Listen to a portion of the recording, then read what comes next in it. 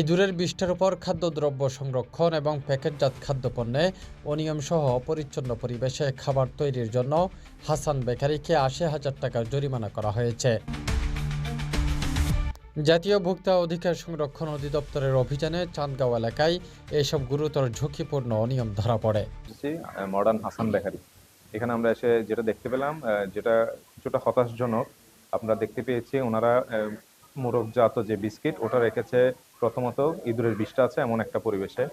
এরপরে দেখতে পেলাম আর বেশ কিছু অপরিষ্কার পরিচ্ছন্নতা রয়েছে। পাশাপাশি যেটা খুবই ইম্পর্টেন্ট আমাদের কাছে মনে হয়েছে, আপনার ডেটের একটা বিষয় আমাদের নজরে এসেছে। এখানে দেখতে পাচ্ছি আমরা আজকে 14 তারিখ, কিন্তু ওনারা যে প্রোডাক্টে মেয়াদ দিয়েছেন সেখানে উৎপাদন ডেট দেখিয়েছেন 16 তারিখ, 16 জানুয়ারি। তো অর্থাৎ ওনারা মেয়াদটা এখানে একটা টেম্পারিং করেছেন।